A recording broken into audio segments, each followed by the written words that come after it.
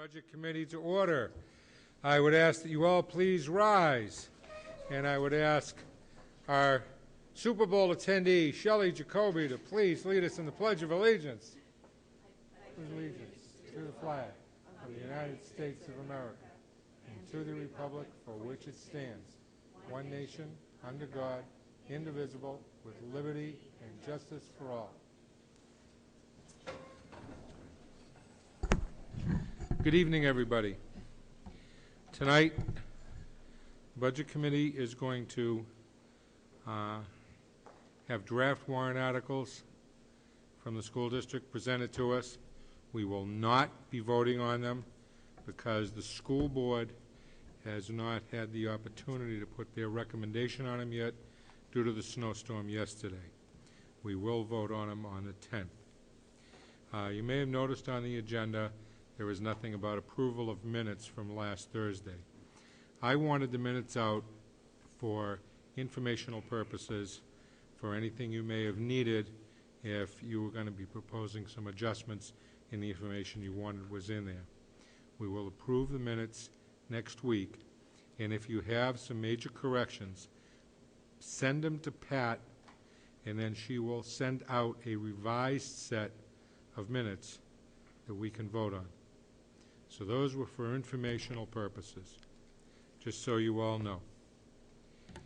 With that, I'd like to invite Matt and Marge and whoever else are going to present the draft warrant articles.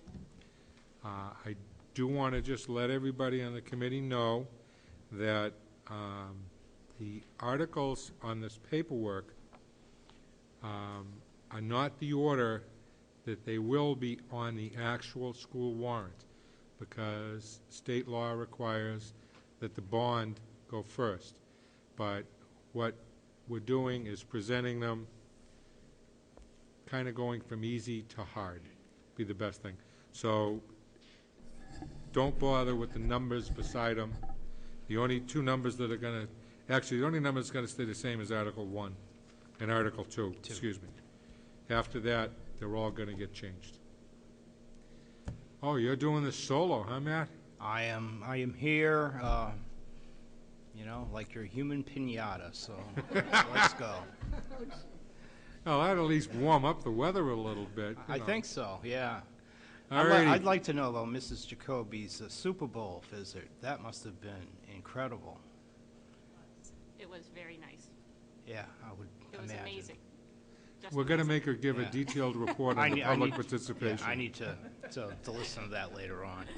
Anyway, yes, as Mr. Heinrich stated, this is the a draft version of the warrant. They're not in the order that they're subsequently going to be presented in. First of all, you know, any bond issues have to go first, then followed by any negotiated labor agreements. Those always have to go either first or second. Bond issues go first, then anything else, labor agreements go second. And we just put them in the order of which we thought was, you know, the easiest to last, just to, you know, warm up first before we get to the harder stuff. So the first one you need to be concerned about, because the Budget Committee only deals with warrant articles that have money associated with them, is Article number 3.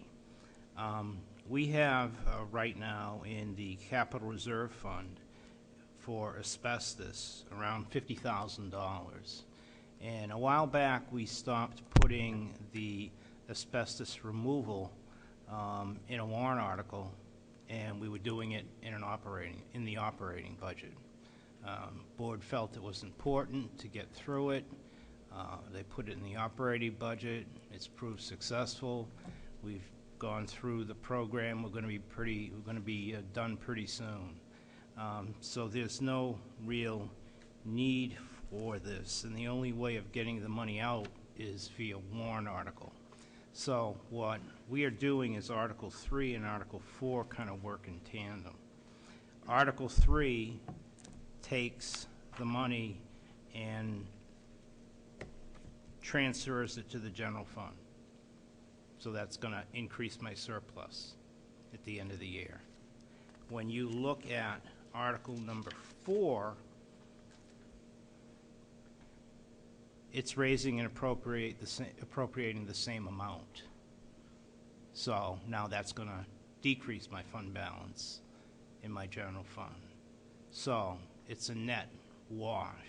What we're doing is we're taking the money out of the Asbestos Capital Reserve Fund and we're putting it in the School District Emergency Repair Capital Reserve Fund.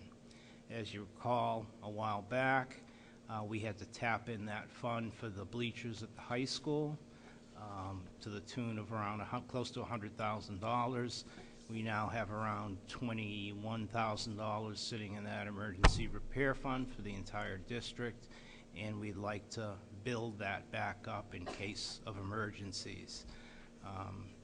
Right now, you know, if you have a boiler go, they're not like ones at your home or anything like that. It's around a $36,000 bill right then and there, and it's some of the, due to the gas conversion, we were fortunate that we got them replaced over here, but at, you know, Thornton's Ferry, Reed's Ferry, it's, they've been there for a while. There's a lot of areas that could have surprises that we'd like to just kind of build up this fund for in case of those emergencies. The board is agents to expend on these funds, so the board could, if presented with information that they deemed you know, necessary and viable, they could vote to take a certain amount of money out of this fund to take care of an emergency that we had, like the bleachers a few years ago, like the road that was headed down towards the lower field where the maintenance building is behind the high school. That was eroding away. There was a swale there on the right-hand side, on the left-hand side of the road, and that's the road that the buses take. So part of that undermining of that road was because of all the water just coming out of this 36-inch pipe, corrugated steel pipe that had every single drain in the parking lot tied into. So it looked like kind of the Colorado Rapids in the springtime when the water came down there, and it just created such a force that it was eroding the hill. So we had to redo that. We put in a couple of drainage basins, catch basins in the area, re-engineered the whole thing, and I believe that was around a $54,000 expenditure back then, and it's proved to keep the road held up and safe, and everything's working fine. So those are some of the examples of some of the emergencies we can have. So that really kind of, you look at Article 3 as taking the money out of the asbestos fund, and you look at Article 4 is putting it back into the school district repair fund. But I can't say that in that fashion, because that would be a change in purpose of the fund, meaning the asbestos fund would change in purpose to the school district repair fund. And when you have a change in purpose of a fund, it needs a 60% majority. It just doesn't need a simple majority. When you're creating or you're dissolving a fund, a simple majority will do. So to try and get, 60% on most anything, especially something that would, be changing the name of a fund or a purpose or whatever, people may get confused and it may be a little bit challenging. This is a much cleaner way of doing it, stopping one and adding to the other. So that's my summary of 3 and 4, if anybody wants to break in with any questions. In actuality, had you not gone over to putting asbestos removal in the operating budget, and you would ask the voters to approve the warrant article, this money would have been gone already. Yeah, that's correct, because we would have had a warrant article to on the ballot for asbestos, and then we would have requested the remainder of this money out to offset the cost of that in that particular year. And off the top of your head, about how much have we spent in the operating budget removing asbestos? We've done probably around $200,000 a year over the past maybe 7 years. So it's a little chunk of change there. Anybody have any questions on 304? Lisa? How much work is left to do on the asbestos removal then? Ah, Yeah, I that's heard a- it's not finished. That's a good question, because, you know, we only have a couple more years to do, a little bit in the high school that's spread out over 2 years, but, you know, depending upon how the bids come in and whatnot, you know, we think we could, you know, knock off 2 years' worth of work in one summertime. So we've got like maybe 2 more years and then we're finished. So it's been a long effort, but we're at the light of the tunnel, so it is almost complete. All set, Lisa? Anyone else? Carol? Yeah, on what you were just talking about with the asbestos, how much is in the budget, this budget for asbestos about? Oh, it's probably around $240,000. I don't have it on the top of I'm my just head, but it's in the round book. numbers. Yeah. Mhm. Okay. Chuck?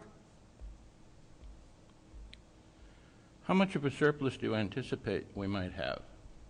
This year, due to the influx of the health trust money, again for a second year, which added up to $1 million, I'm probably looking at probably $3.5 million, I would say. If I didn't have that, I'd be back down into the twos, I would imagine.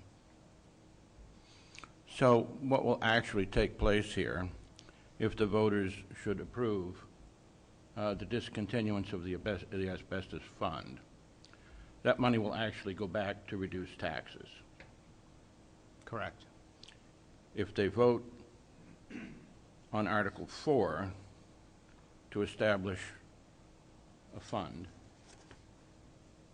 it will be from the remaining surplus, Correct.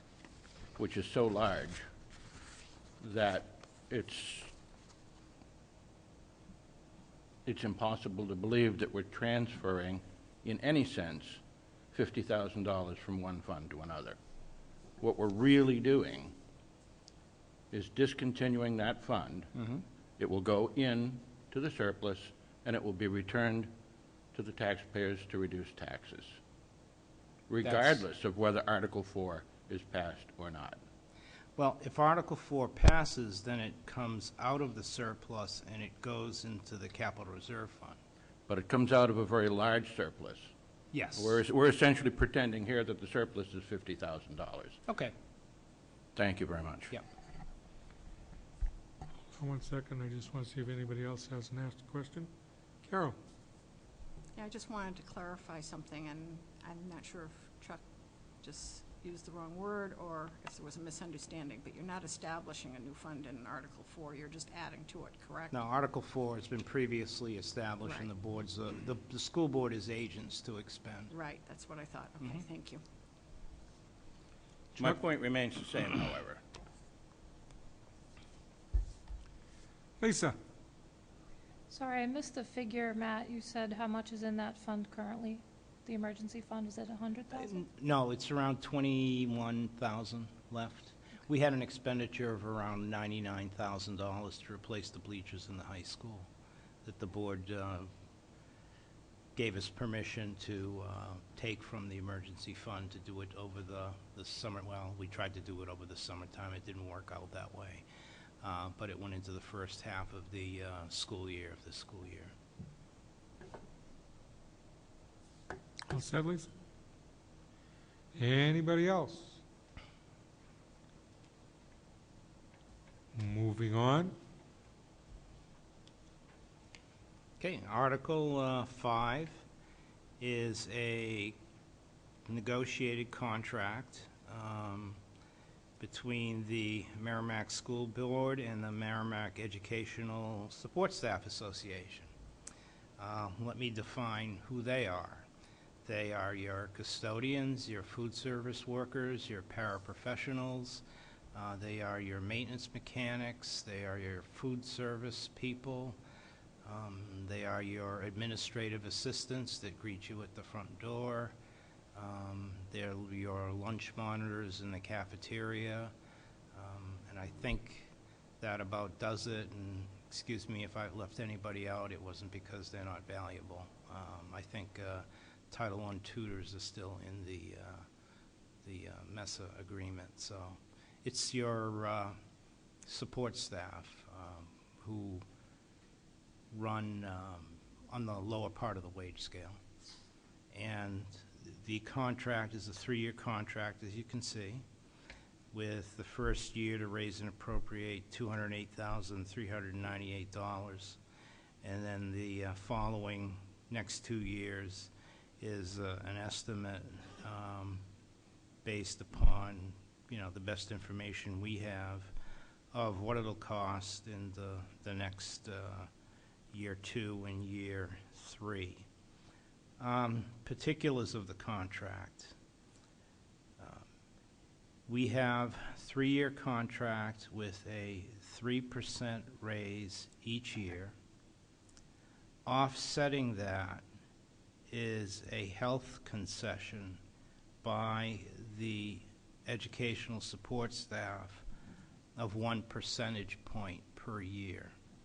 So currently right now, they pay $94,600 based off of the based off the Matthew Thornton HMO plan. That would go to $93,700. Now this is based off the Matthew Thornton plan, the lesser cost plan. But if you look at the Blue Choice 3-tier, they're actually paying 15%. And if you look at the JY, the indemnity plan, they're actually paying 43% if they want that plan. So we take the base plan, we give them a percentage of what we're going to pay for and what they're going to pay for, and then if they want to buy up to the Blue Choice plan, it'll cost 15% of the premium.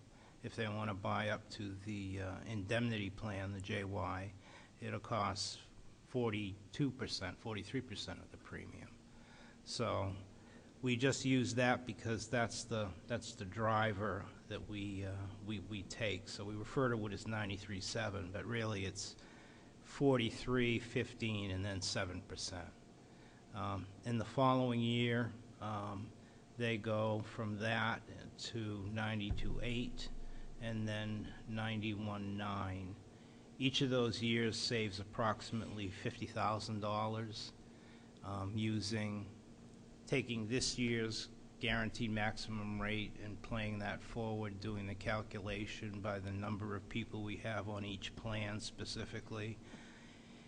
If not for that and we had stayed with the same contribution factor of 94.6, we would be paying $50,000 more. So they get a 3% raise. It's around $214,000.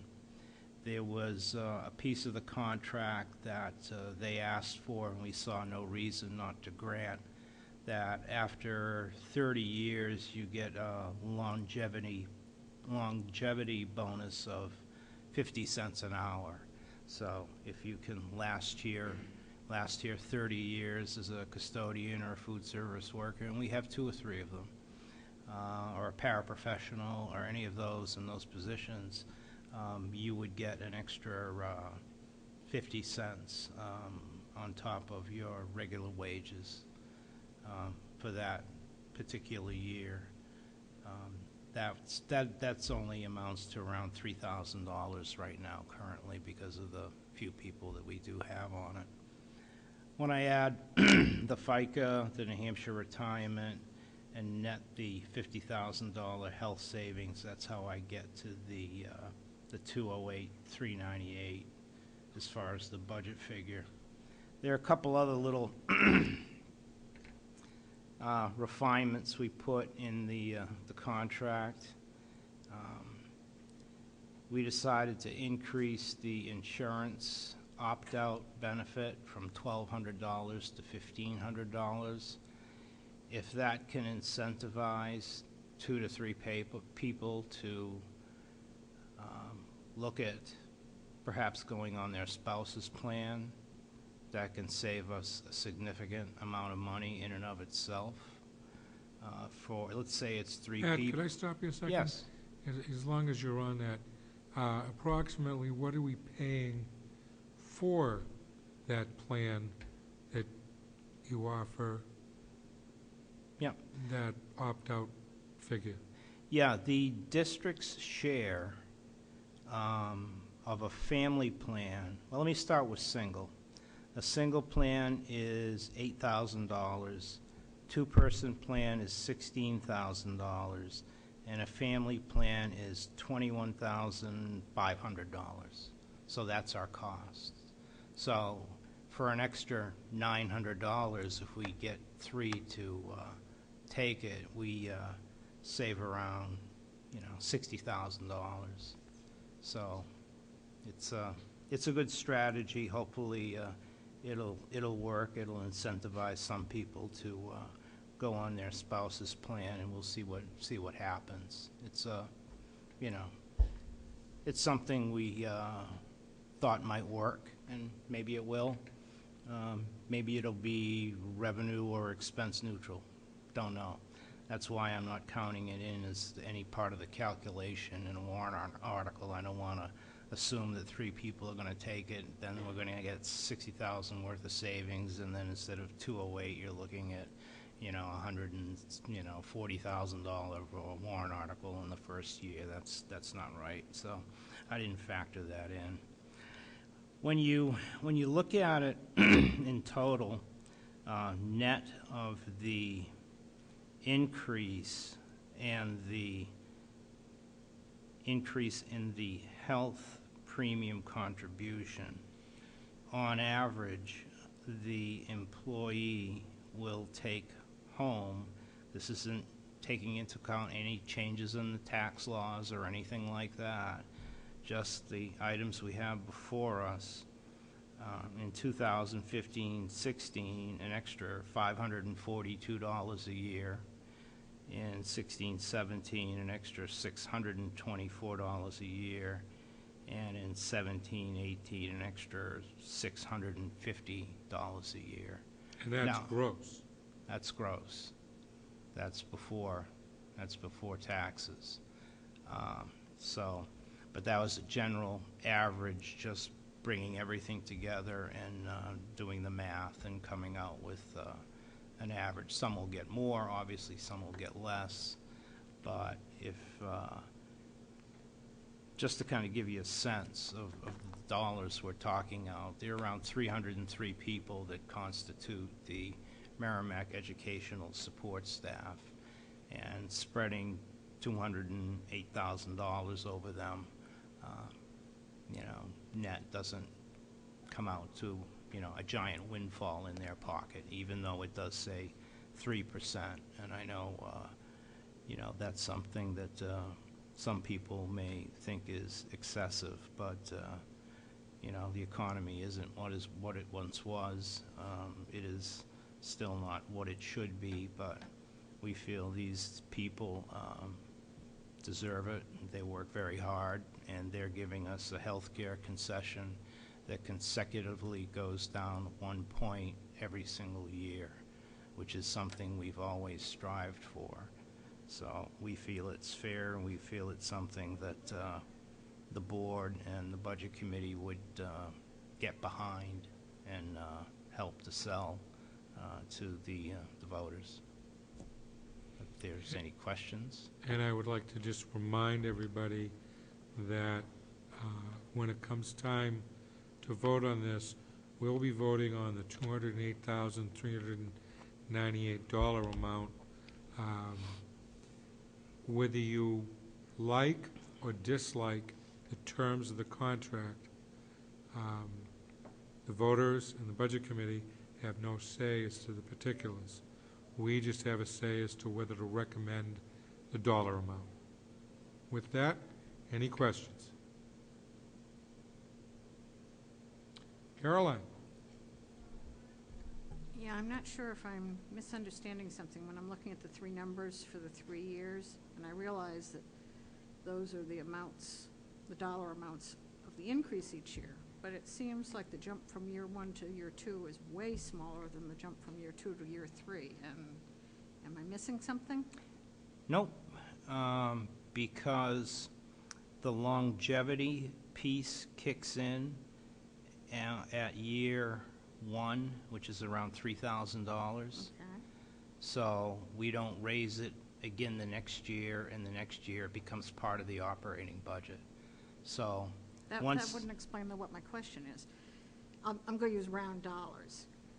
From 208,000 to 212,000 is $4,000 increase. yeah, From 212 to 220 is $8,000 That's increase. correct. And I'm saying if we're doing 3% increase each time, admittedly, you're doing 3% of a larger number, so I realize it's going to yield a larger number. But it seems odd that it ends up roughly double. yeah, like I said, that's because in the first year, without the longevity, you'd be looking at a figure of 205 instead of 208. To 212, okay, now I And understand. then once the longevity becomes part of the operating budget, then you don't have to raise the delta anymore because it's not an additional All right. 50 cents. Yep, now I understand, thank you. Okay, good, thank you. Turn my mic on. Any other questions? Lisa? I was doing some of that math, Carol, while you were talking. So the increase from 15-16 to 16-17 is 1.9%, and then the next increase is 3.9%. Do we know what the 14-15 to 15-16 change is? So the number we're voting on, what is that, an increase of or over the current budget? It's 3%. If I take the current budget for base salaries of the MESA people and I multiply them times 3%, I get 214,350. Did I answer your question, or we need some more clarification? No, I'm asking about the 14-15. That's the budget we're currently in. You said you get 214? 214? The budget we're currently in, the gross base salary of the MESA people is $7,145,000, round number. You take 3% of that, and you get to 214,350. Gotcha. Okay, thank you. Yeah, you're welcome. Anybody else?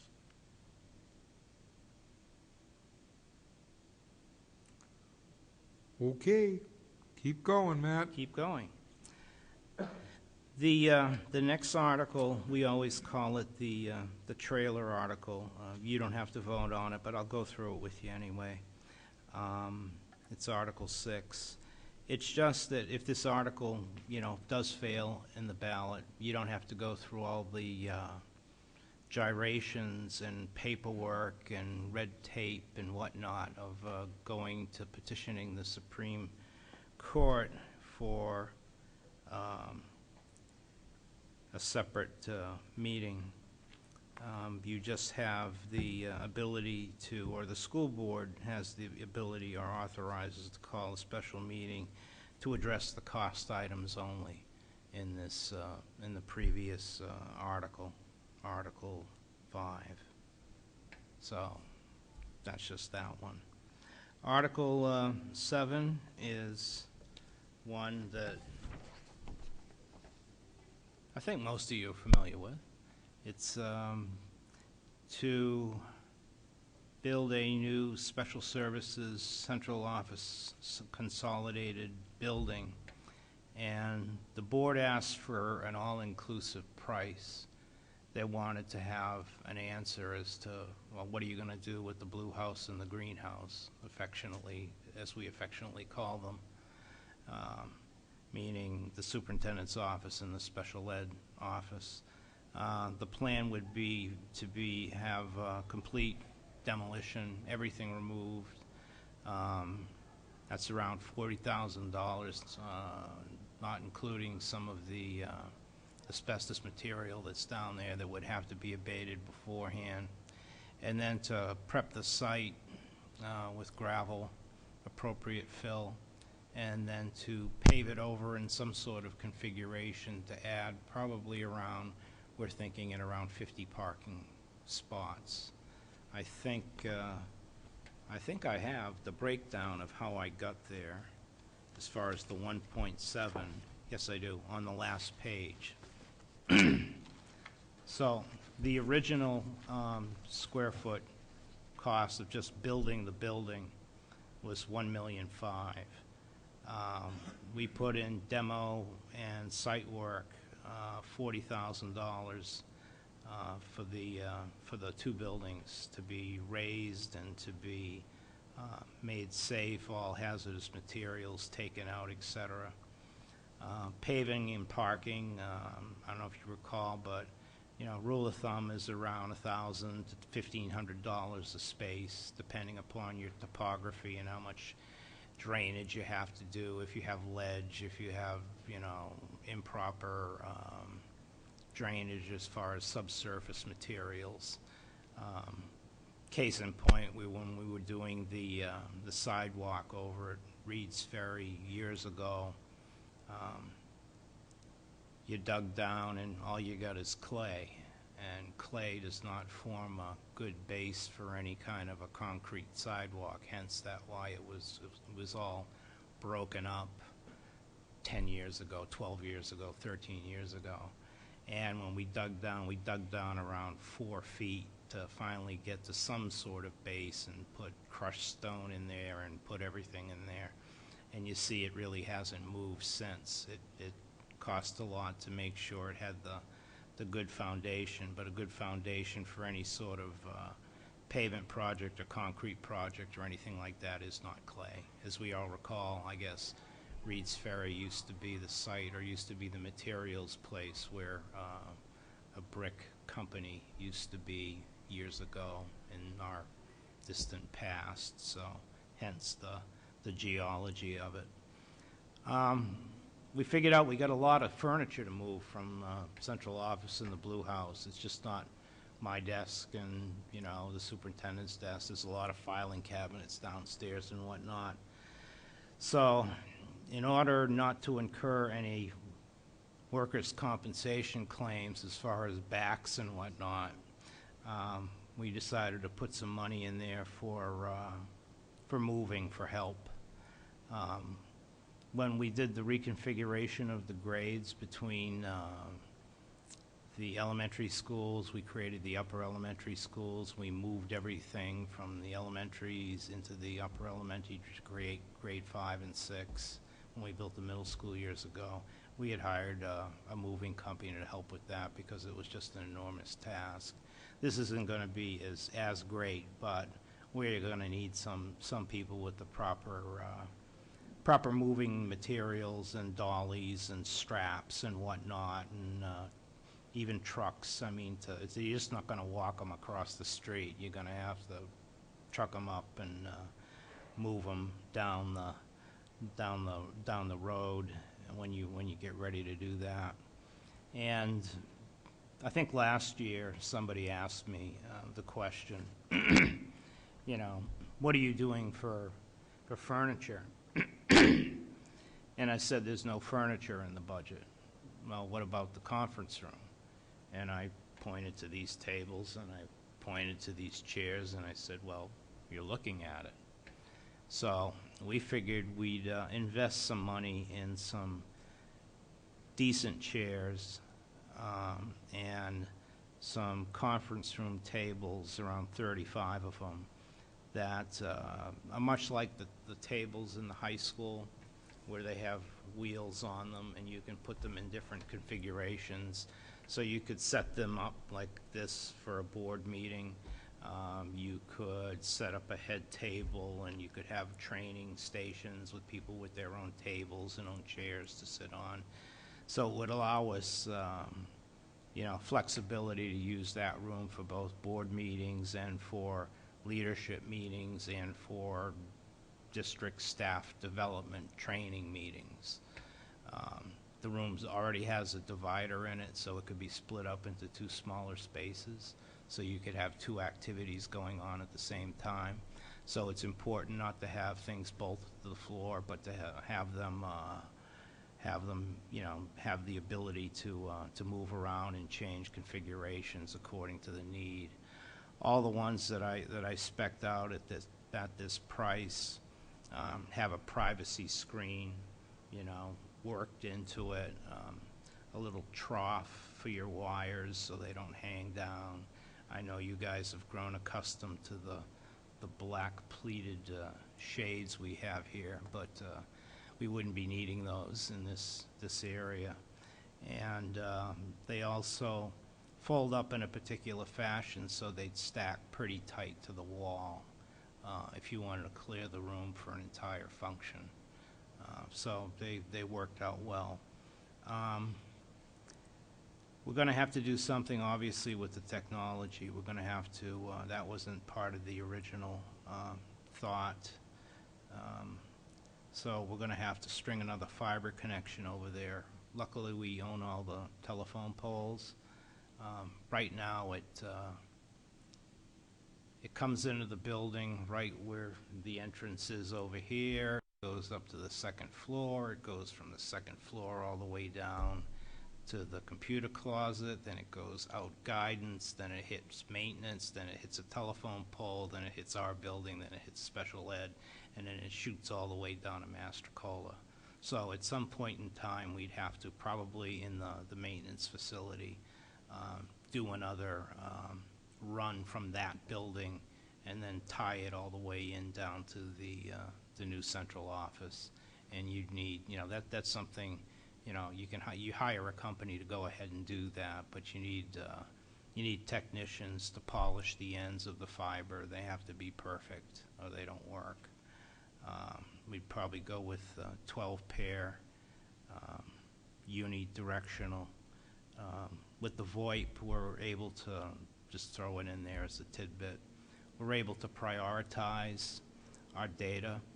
So in periods, usually voice gets priority, and then other data going through, like we can identify what's Power School data transmissions, so we give that priority number 2, and then everything else, gets a lower priority as far as the bandwidth usage. So it's come a long way since I started out, doing this, that you can segregate that granularity in your computer's system and the way your data is prioritized. And we have the ability to switch that around. Let's say it's report card time. Okay, maybe we give Power School data the #1 priority and see how that works out, and just to get things done. We also didn't have a contingency in the price, and this is just the 5%, which is fairly conservative in any construction project, especially given the level of detail as far as the drawings go. They're just schematic in design. We don't have mechanical, electrical, we don't have lighting drawings, we don't have HVAC drawings, we don't have anything much more than a sketch on a piece of paper, which is usually how we start out all our construction projects in Merrimack, and let them just kind of bloom from there and kind of fly the plane while you're building it, so to speak. But in the end, everything always comes out okay, and everything comes out on time, and everything comes out on budget. So we've have a good track record with that type of construction management model, although, it has caused me to get a few more gray hairs and lose some hair, and kind of took a few years off my life, but it's always challenging and fun. So that basically is your bond article for the new central office. And then article number 7 is just your budget that, Article 8's the budget. hmm? On this list, Article 8 is the, Yeah, Operating it should budget. be, I have two sevens, yeah. oh, okay. Yeah, it should be Article 8. Matt, on the bond issue Yeah. for central office, sped building, what are you anticipating that you're going to be recommending to the board for a bond? 5 years, 10 years, 20 years? I'd probably do 10 years on this. 10 years? Yeah, it doesn't merit a 15. It's a 10-year bond, as I see it, all the way. 5 is too short. 10's kind of a sweet spot as far as rate goes and payments. And when are you thinking of assuming that the school board approves this tomorrow night? When are you thinking on having the school board bond hearing? Oh, well, you know, you'd have the bond hearing, I forget the date, but it would be, you know, before the deliberative session, obviously. It's in February. And then we would wait until the vote, and if the vote is positive, I would get on the phone with the New Hampshire Municipal Bond Bank. They're already aware of this anyway, that it may be coming in the queue, and get the issue ready for July disbursement. And the first year is probably around a $38,000 payment, because it's only a half year's interest. And then it kind of goes up from there, and then it slowly declines until, you know, you're done with your 10 years. So, One of the things I would like to add to this, we'll get some more detailed information next Tuesday night, but I've been involved in this project for a long time. I'm also a member of the School Planning and Building Committee, and we've been charged with a number of tasks. And I can tell you that the numbers are good, and that it is the definite right thing to do. For those of you that have not toured either one of those buildings, we can arrange for a budget committee tour if you'd like, so that you can see it for yourself. They give you a little history. Those buildings are in excess of 50 years old. They were houses. And right now, if you go into the superintendent's building, Matt is down in the basement. His secretary is outside the basement door. I think it's under the stairs. she's under the stairs, yeah. Yeah. It's good because she's really short. The And I don't mean that in any the derogatory tremendous way, but vault it that just we worked have, out the that vault way. that we have there is so musty and moldy that when you open that door, it'll blow you off kilter from just the odor. They've made do for a number of years. There was an attempt 2 years ago to get this passed. We got over 50%. We didn't get 60%. We've been fortunate to be able to keep the building cost at about the same as it was 2 years ago, and change a few things in the building to keep it that way.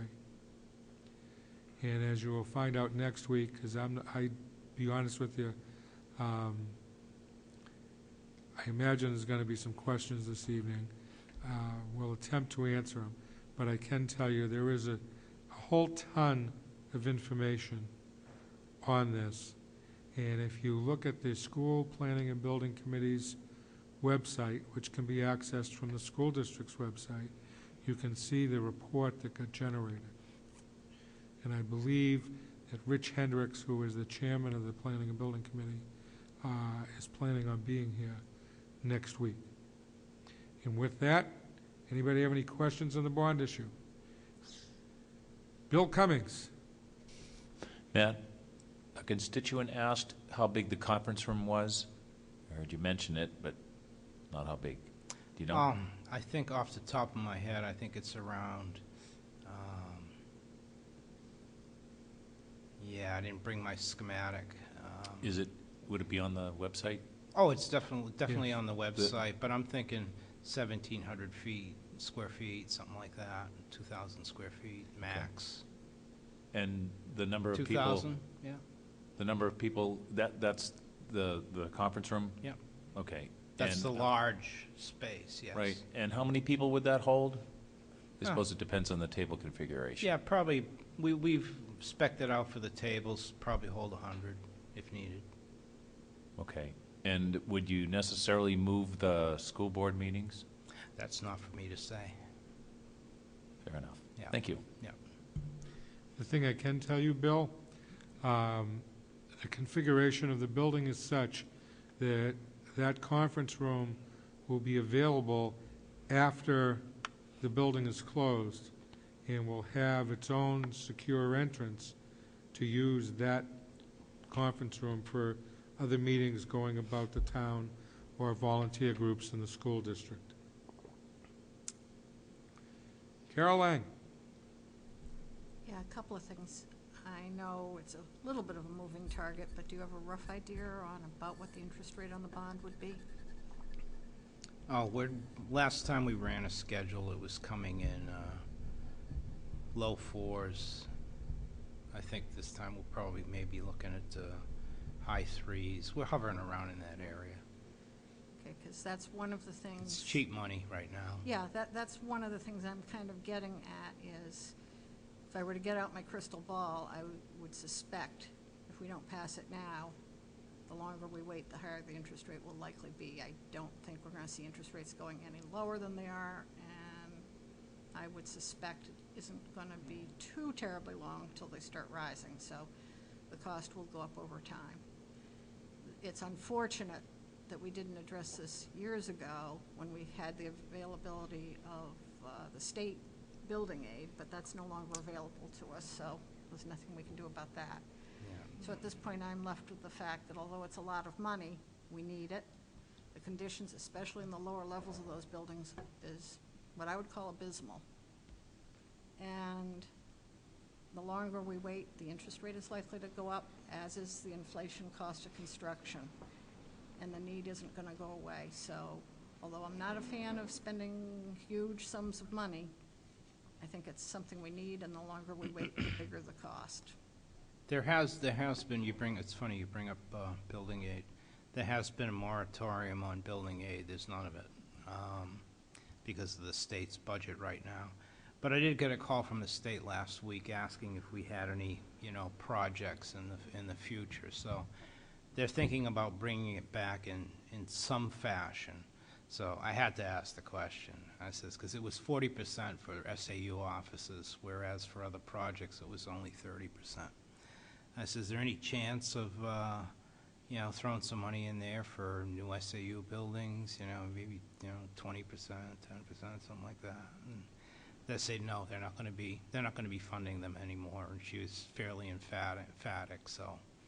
And this is from somebody I've known for years, so that's the bottom line. So essentially, that train's It's left done. the station. Yeah, it's done. And at this point, the best we can do is try and keep the cost from rising even Yeah, further. if you're thinking about waiting, thinking it's going to come back, it's not going to come back. And the other thing, and this is presuming the school board approves it, presuming the budget committee approves it, presuming the voters approve it. But in between, before it goes to the voters, I would hope that, I don't know if it would fall within administration's jurisdiction or planning and building committee, but I think we definitely need to put some information out because, even people who have students within the schools, many of them never set foot in either one of those buildings. And certainly people who don't have students in the schools don't. So, people who don't realize the conditions in those buildings probably have no concept of how severely this is needed and how long you people have held off and placed the needs of the students above the needs of staff, and it's just gotten to the point where it shouldn't be put off any longer. Carol, just to answer your question, there is a plan in the works for promoting the project. Thank you. Shelley, Was that the reason that it failed last time, was the lack of education to the, My Town. personal opinion, yes. okay. It did get 52% of the vote, but it didn't get the 60 that it needed to pass, so at least that was a positive note, I think. Generally, the voters who vote on the district ballot have been very kind to the school district. When you look back at percentage of vote totals of how many in favor versus how many against, the school district gets some very nice positive numbers. And I think with the right promotion, I believe that this would be an appropriate expense, because what we have over there is totally unacceptable. You wouldn't live in that house, somebody shouldn't have to work in it. And if you visit Marge, it's the bedroom, so With that swanky men's room right next to it, that swanky men's room, yes. that used to have a pink toilet. Did it really? I think Yes, it did, I think before I your time. Before my time? Okay. Yeah. I know. But, you know, we definitely, as, you know, administrators, and I'm sure I'm talking for the board, you know, during my tenure year, I am just, you know, grateful and totally amazed at the support that the community has given the school district over the years with building projects, with labor contracts. We've never lost a labor contract. You don't want to go there as a district. You don't want to be known for not passing contracts. You want to be known as the one that's stable, the one that's dependable, the one that's, you know, you can count on. And, you know, some districts have gone 3, 4, 5 years without a labor contract, and that just destroys morale, and it destroys the quality of your education, and it's just needless.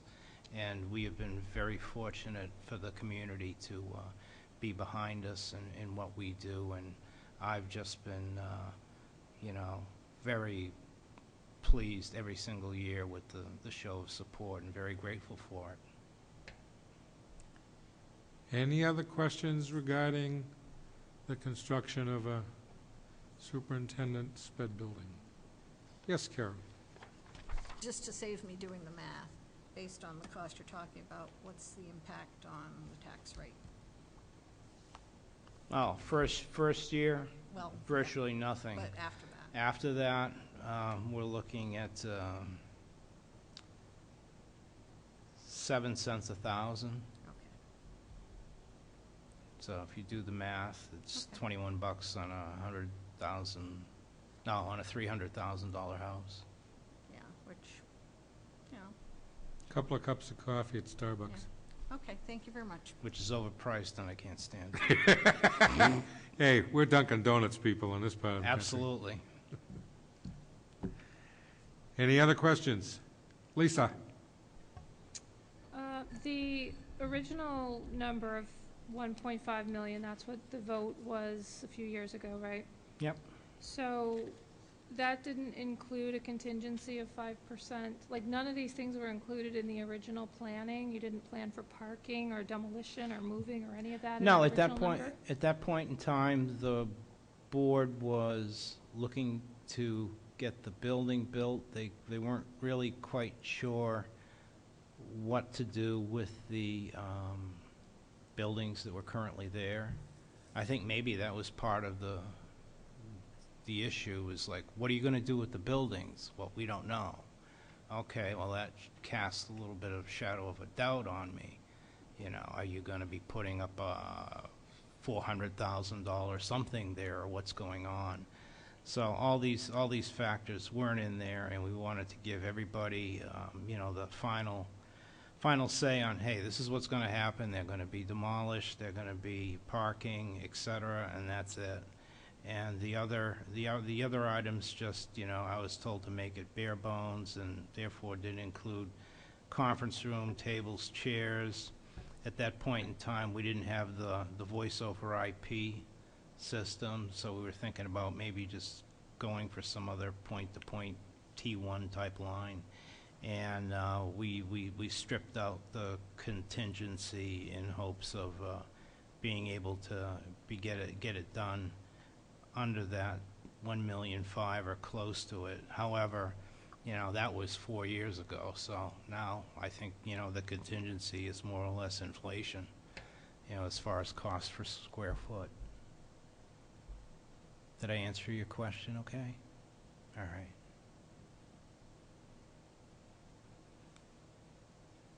Anybody else? I won't say your job is done here, Matt, because we got to move on, and you're probably going to have some questions. Yeah. But at this point in time, Okay. we are going to move on to our work session on the operating budget, which I do hope next week, Matt, you can give a end user's description of what the default budget is, how it works, and the fact that we don't vote on it, which is a good thing, and we don't make it up. Yeah, the figures in the warrant article 8, and I can give you a line-by-line description about how that's calculated. Okay. Currently, the school district budget stands at $70,408,919. What we are going to do at this point is we are going to go department by department to see if there are any adjustments. And what did I do with the paperwork I had here? What did I do? Give it away? I'm drowning in paperwork, that's right. There it is. Just so everybody knows, we're going to end up starting off with, and it'll be done in this order. I did not print this out for everybody, just the safe paper. We're going to do food service, then elementary, then upper, then middle, then high school, then special services, then library, then maintenance, then district-wide. What I am going to ask is that we start with larger items to be considered for adjustment and work our way down to the smallest ones last with each department. If there are none, we move on. We will vote on these. These will be a roll call vote because they're dealing with money, if there are any. And then we will come up with a number to present at the public hearing next Tuesday night at 7:30 in this space. So the first item, and if you want to make an adjustment, I would ask that you have the account number, the amount of your adjustment, and then give us a second to find it in our book. If you have the page number in the book that we can reference, that would be a help also. If you are looking to add or subtract money in the area of employment for a position, let us know which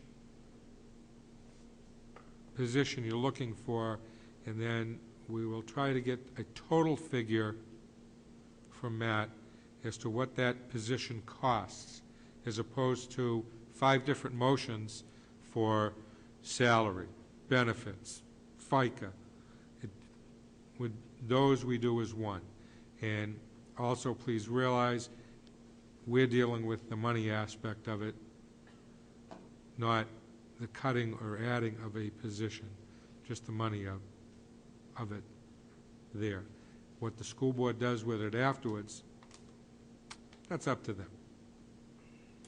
So, first order of business is food service. Does anybody have any adjustments for food service? Mr. Mower, sir. I just wondered, before we begin, could we have a 5-minute break? Most certainly. We are in recess for 5 minutes.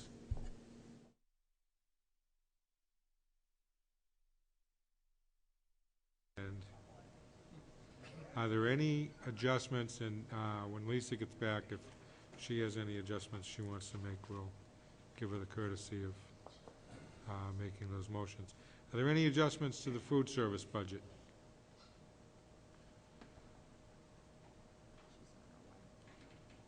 Oh, good.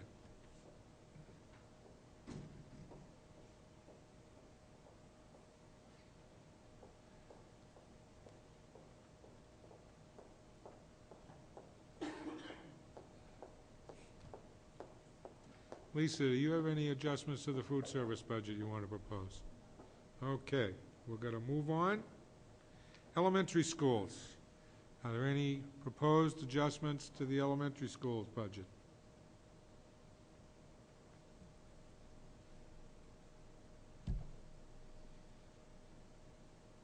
Okay. Upper elementary school.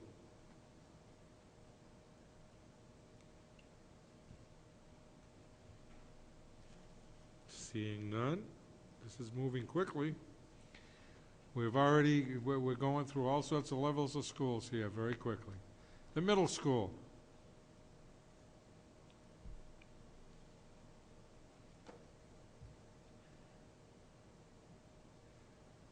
Next is the high school.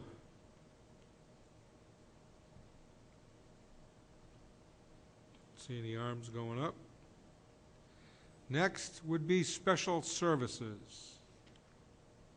Any proposed adjustments for special services?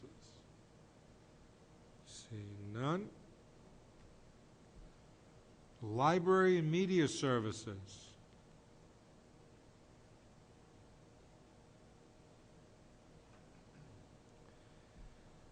Next, maintenance.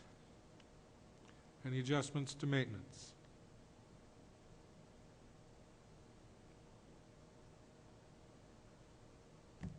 Okay. And any proposed adjustments to the district-wide budget?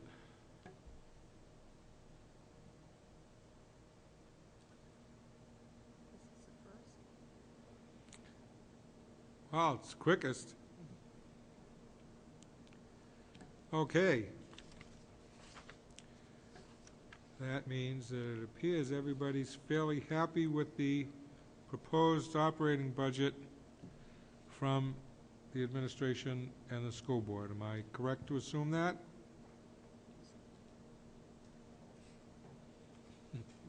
Okay, Chuck, what are you not happy about?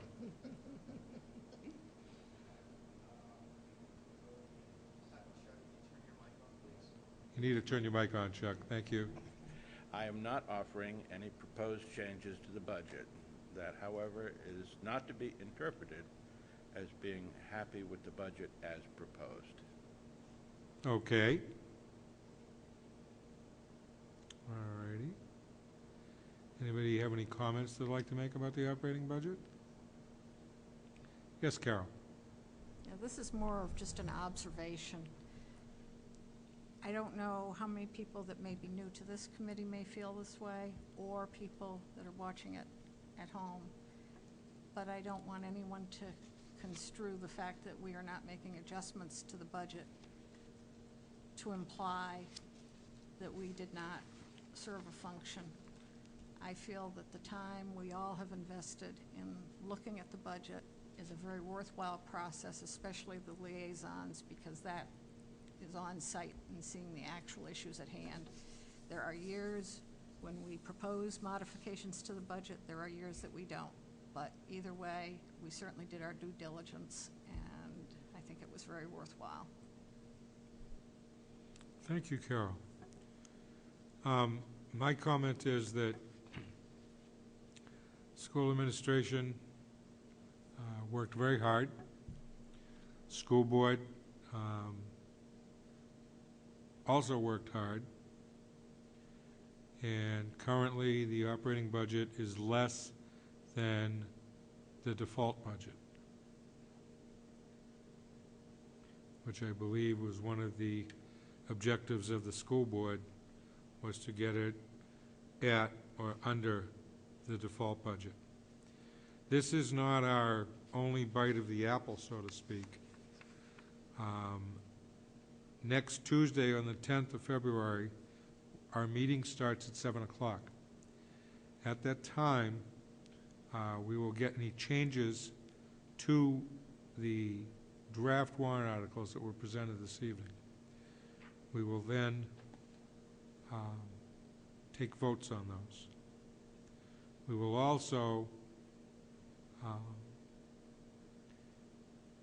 have the opportunity to make adjustments to the operating budget, again, before the public hearing.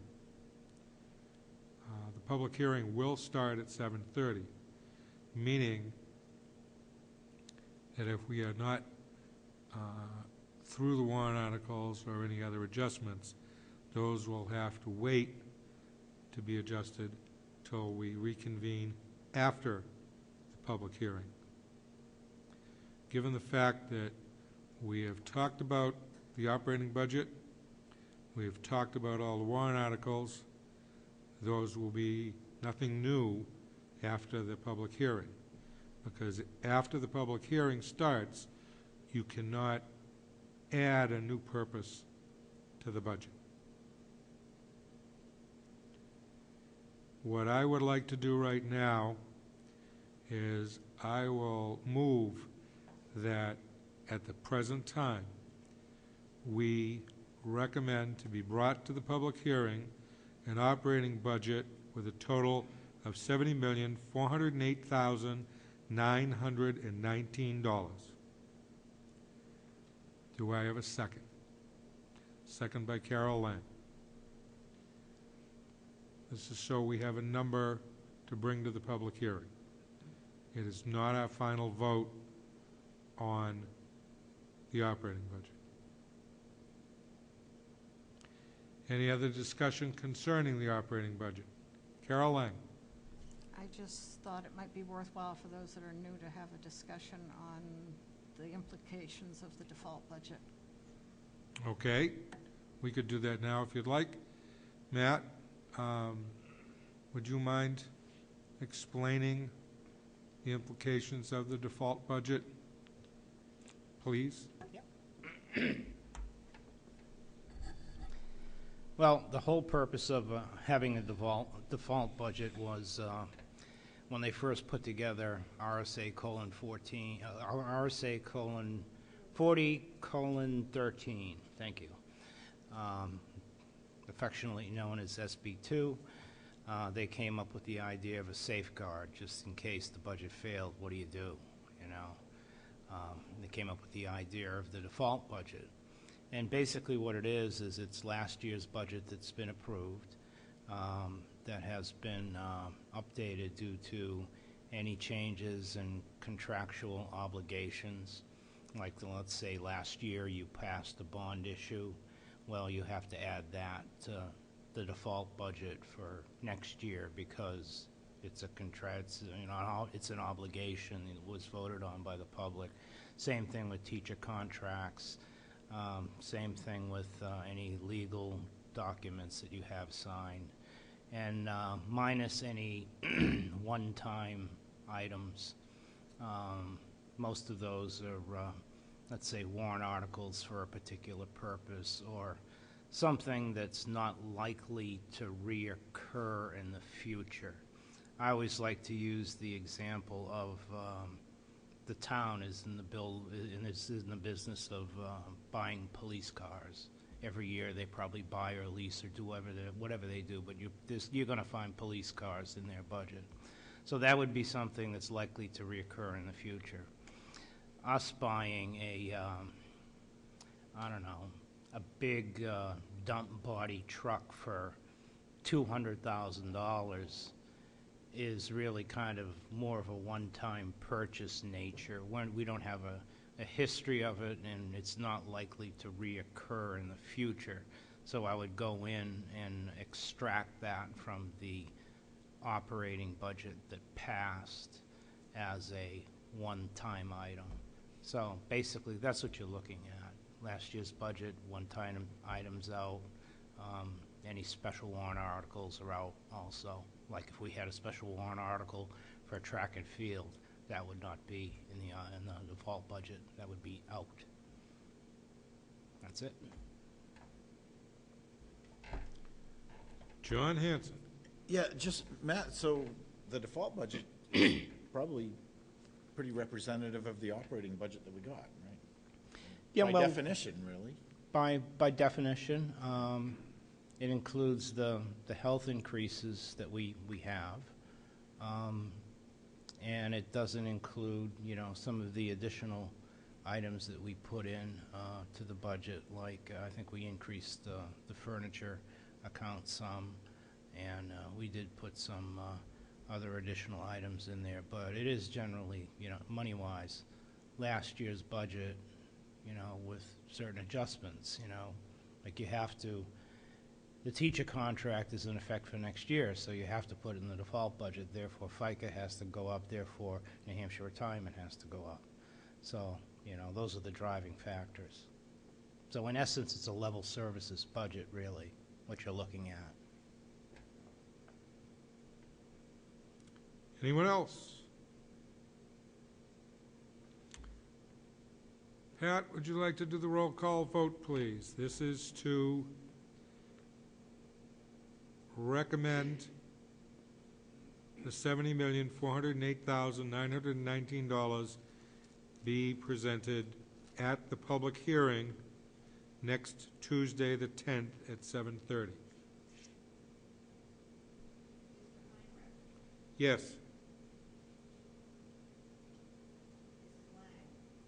Yes.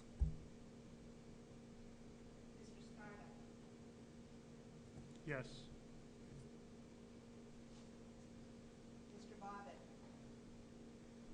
Yes. Yes.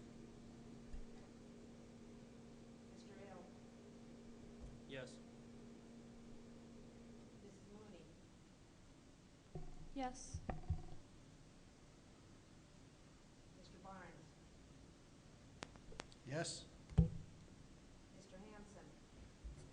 Yes. Yes. Yes.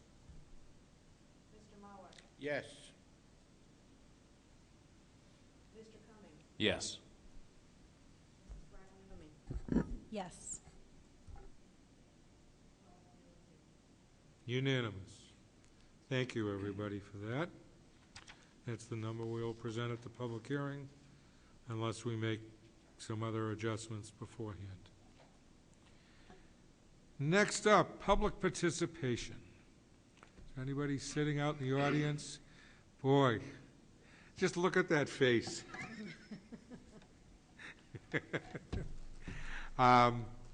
I did kind of put Shelley on the spot to give us a Budget Committee member's viewpoint on how was her fact-finding trip to Glendale, Arizona, what happened out there anyway?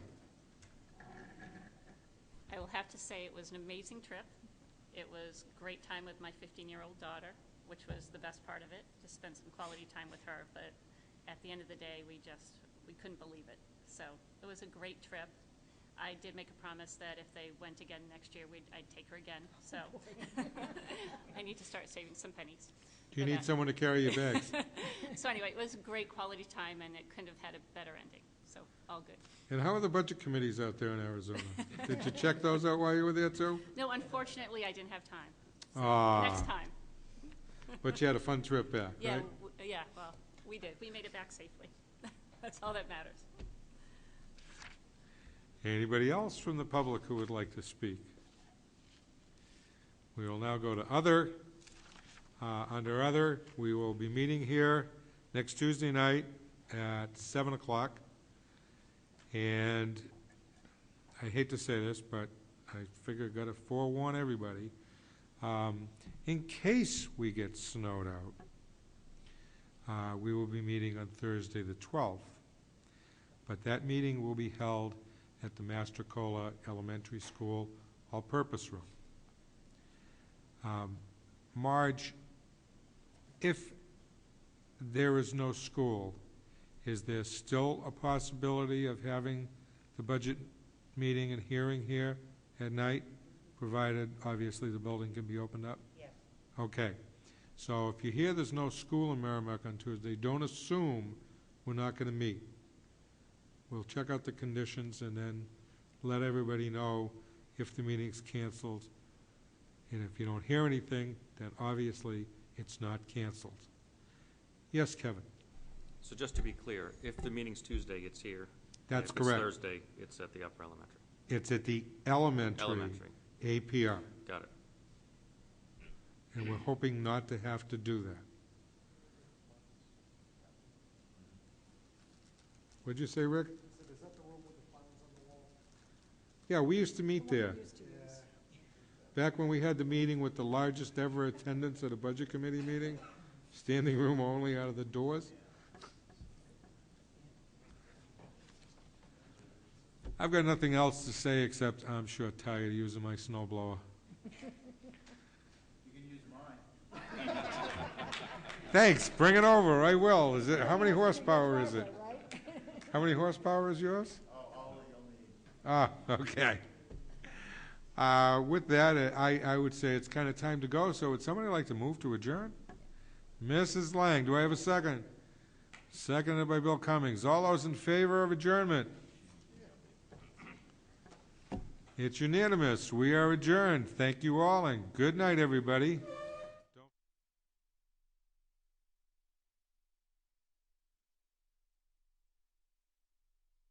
To the members by their surname and the term member, and you're being referred to by your first names or Christian.